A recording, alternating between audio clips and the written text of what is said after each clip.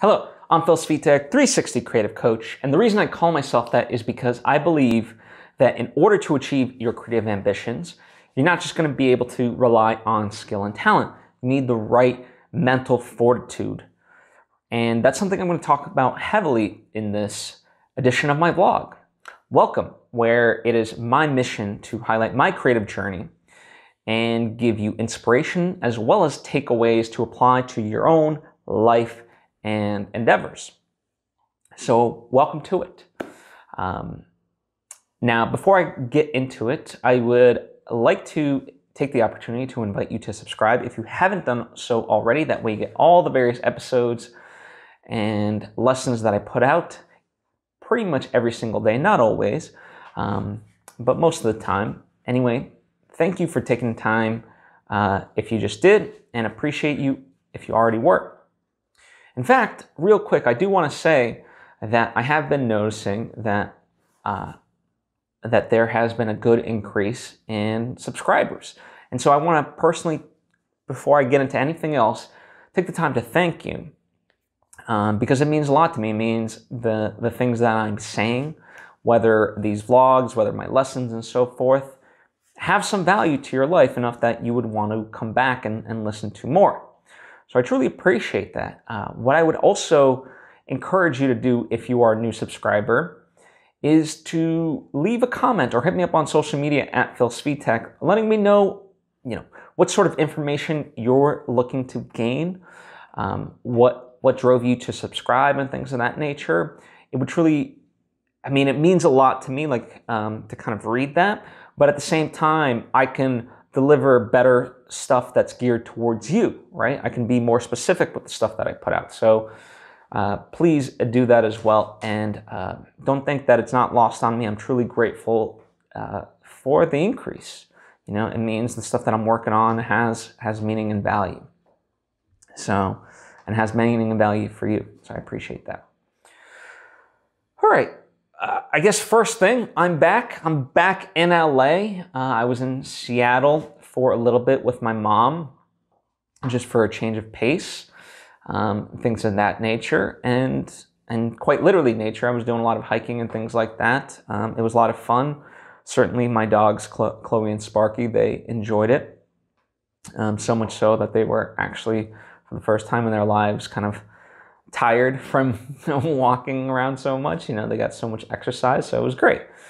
But now I'm back, and even while there, I was kind of operating minimally, just getting the things that I needed to get done, but nonetheless still worked on my creative stuff. And now that I'm back, the biggest thing that I came back for was these concept films that we filmed over this past weekend, and we're editing now and getting to the finish line so we can kind of submit for a proposal / competition. And that was a lot of fun. We essentially shot 2 complete films within a 5-hour period. Now, not every single shot that was recorded for the movie was done in that 5-hour window, but the bulk of the primary shots certainly were, and so that's exciting. We were able to work fast. One film is an idea from Courtney Stewart, another is from Morgan Lester, who I got to know through Courtney, and now we're kind of working to finish those. So it's great to kind of, it was a very small crew. It was a total 6 of us. That includes literally actors and crew members, and it was a huge space that we filmed in, so we could be safe in that way, or as safe as we could make it. It was exciting to kind of be filming again. It really was, and now we just have a few days left to really put this thing together. My college professor, Rob Patton Sproul, my film professor, he always used to say, if it can be filmed in a day, it can be edited in a day. And so, that's why I'm not as worried necessarily about it. And I was talking with Courtney, and my mindset was, it would be nice to have a few extra days just in terms of the pace and so forth. but I don't think it would make our product any better. So, you know, we're just gonna have to kind of roll up our sleeves and do it. You know, the thing that is, you know, when you're not like a full-time content creator, in the sense that this isn't, you know, the thing that pays your bills, you know, life kind of takes a backseat in that sense, and that's the difficult part. And it got me thinking too a lot about, Brene Brown has this idea with her husband where they talk to each other, and, you know, they kind of check in of like, and assign a percentage, like, hey, today I'm at about a 70, meaning, you know, I can handle 70% of the things that are on my normal workload. And then it's like, okay, well, collectively we got to get to 100. So the husband's like, okay, I can pick up the other 30.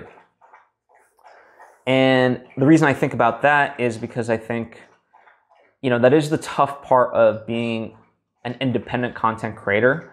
And I think you probably fit into that category. I know I certainly do. And again, I'm using that definition as somebody who doesn't necessarily make their full-time, you know, who doesn't make their primary money from the art that they create.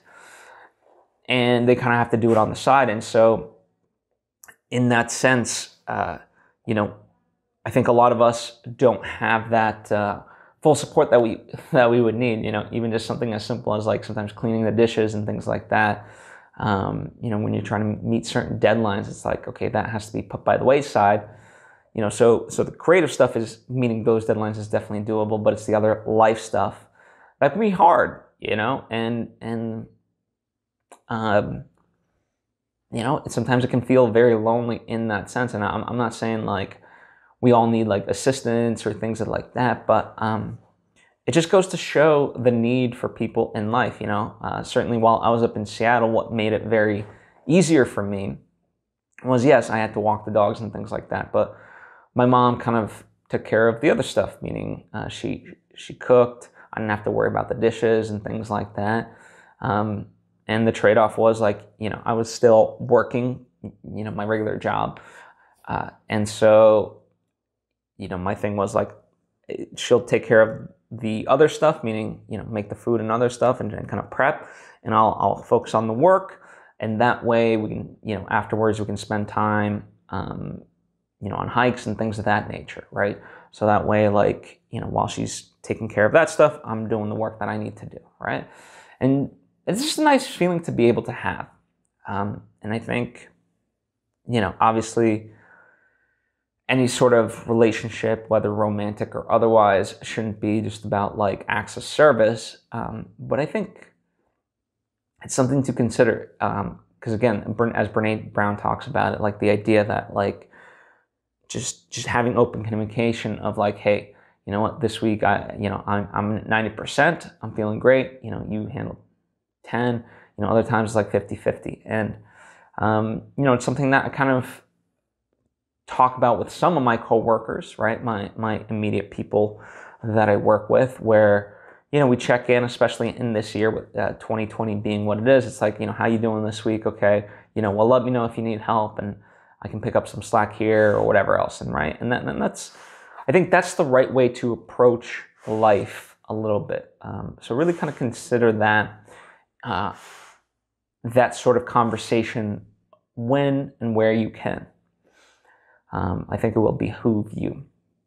The other thing that I was thinking about, you know, we're sort of in the midst of editing and things like that, and you know, something that I talked about in past editions is, because knowing that this was going to be a scramble to get to the finish line, I tried to have all the things aligned in advance, as much as possible, right? So making sure people knew what we were going for, so that way when, you know, footage, sound, visual effects, things of that nature got passed off, you know, things would be ready to go.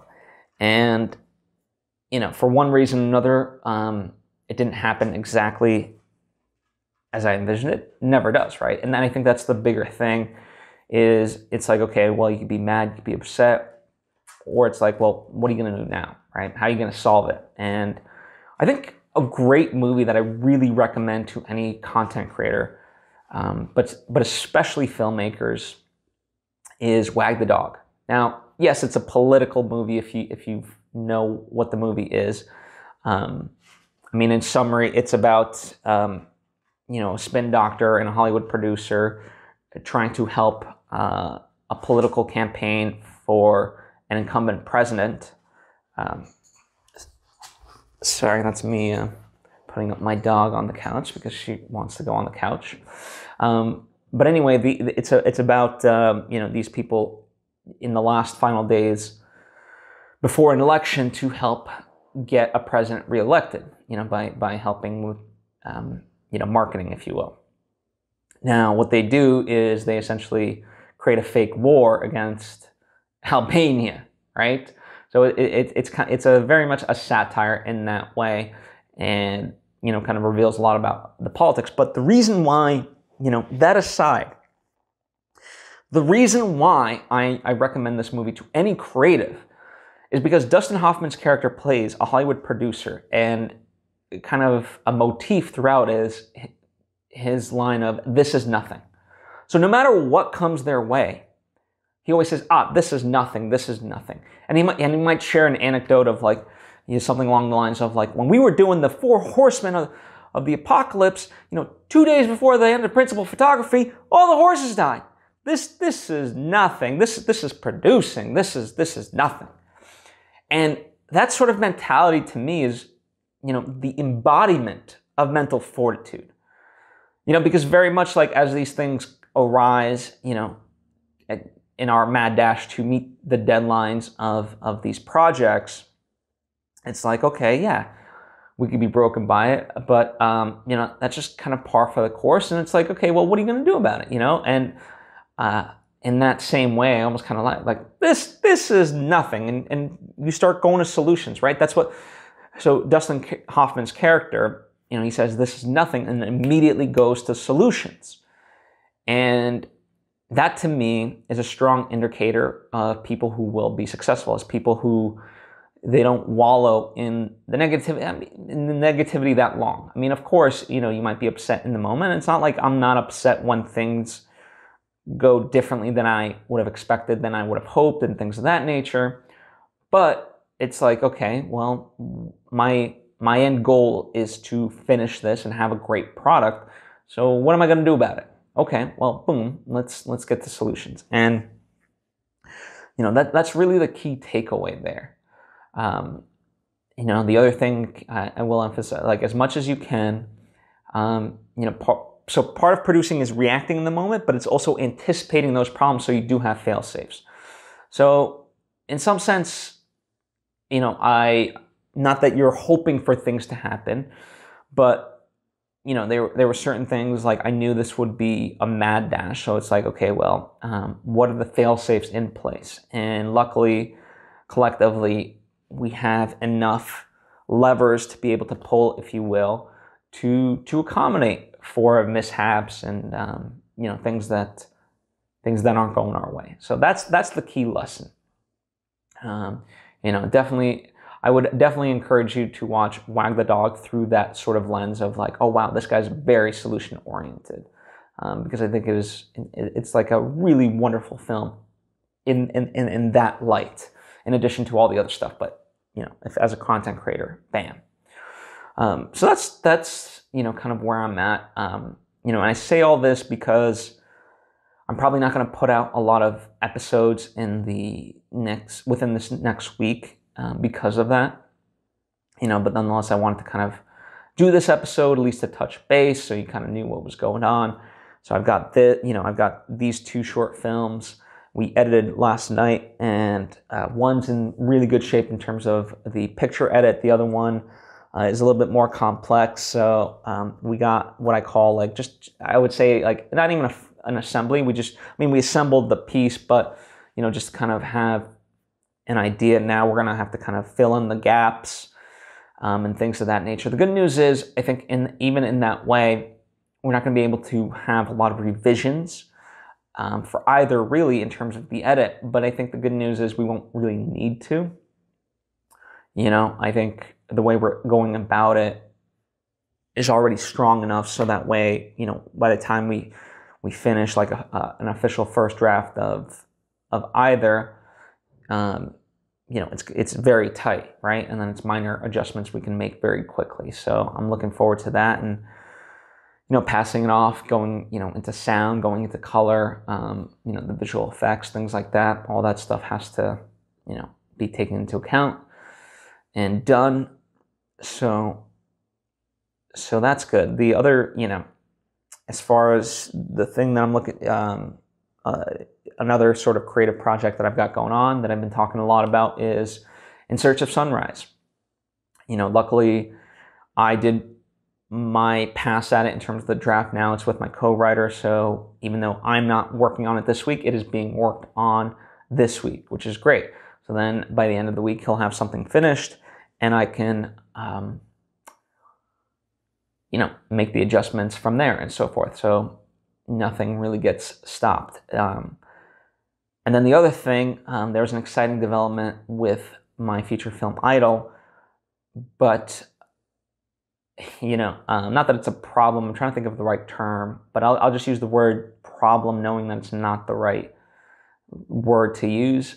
Is that I have to, you know, I have a lot of homework, let's say, to do with it, right? I have to send off a lot of stuff based on it, and you know, whatever else. And it's exciting that things are developing for it that I can't fully talk about, but things are moving in a very exciting direction. It just sucks that the timing is right now when all this other stuff is going on, right? And isn't it ironic? Like that's kind of how it always is like, you know, all of a sudden, you know, you're pounding the pavement day after day, week after week, and you know, you're making good personal strides, right? Like the things that you can control, and in the case of me, the things that I can control, right? So writing, you know, continuing to write my script In Search of Sunrise every single day, working on other projects like these two, you know, concept short films, and other stuff, right? And you obviously hope that each of them, you know, takes off in some sort of way, whatever way that is for you. But then it ends up happening all at the same time, you know, and you know, kind of in the backdrop of all of this is also the election. You know, in theory, I'm supposed to be doing jury duty, meaning like I was called to a jury summons on this Monday, but on Sunday I got an email of like, hey, we don't need you on Monday, but check back in on Monday night to see if we need you Tuesday. Check back in Monday night. They didn't need me Tuesday, aka today. You know, but then they said check, you know, look at the website again, blah blah blah. And so I think this is going to kind of continue through the week. So I'm basically also on call for jury duty, you know. And so it's just kind of, in that sense, it's mind-boggling, like all these things all at the same time. And you certainly wish, like, you know, can we just spread it out a little bit? But again, that's one of those things that I don't get to control. You don't get to control when things happen for you in the way that they do, but it's all in how we react. This is nothing. This is nothing, right? As Dustin Hoffman's character in Wag the Dog would say. So, you know, I think that's really the key takeaway is that A, just keep working every single day on your stuff and good things will come. B, don't be overwhelmed. And unfortunately, you know, on the exciting part, a lot of things will probably hit all at the same time when you don't necessarily want them to. But if you can, you know, in life, be as honest as you can about the things that you can and cannot do and when you can do certain things. And also in the vein of Brene Brown of assigning percentage of like, okay, you know, well, this, you know, here's what I'm capable of, here's what I'm not type of thing. And being like, you know, I can operate at whatever percentage. The ultimate thing to me of her methodology is ask for help, right? So I think ask for help. And part of how you ask for help is having those good relationships with people that you also in turn help, right? It's not always just a gimme. It's also what can I do for you? And luckily, I've done enough things in my life where I've earned goodwill from people around me and they're willing to help. So that helps. So just to recap one more time, right? Keep working every single day on what you want. It will help, and it will it will, pay off. Focus on what you can control. And who knows when good things will come. Most likely they might all come at the same time and make you feel overwhelmed, unfortunately, but hey, it's the nature of the beast, and it's all about how you approach it from your mental perspective. This is nothing. And then fourth, don't be afraid to ask for help when you need it. And conversely, when you can offer it, offer it. So that's kind of the stuff on my mind, at least this week. I hope this resonates with you. Let me know what your thoughts are. If you have any questions, by all means, ask away, whether about this or anything else. Would love to chat with you in that way. You can comment down below or hit me up on social media at Svitek. Like I said, I might not put out an episode, a lesson every single day like I normally do for the next few days or maybe the next week, but I will do my best to kind of continue giving you guys lessons and content. But fear not. I mean, listen, there's almost 400 plus episodes to browse through in the past. I stand by each of them, so plenty to browse through if you haven't checked out the archive. So dig through those for the time being, if nothing else. Anyway, thank you. Truly appreciate you. I hope to see you next time.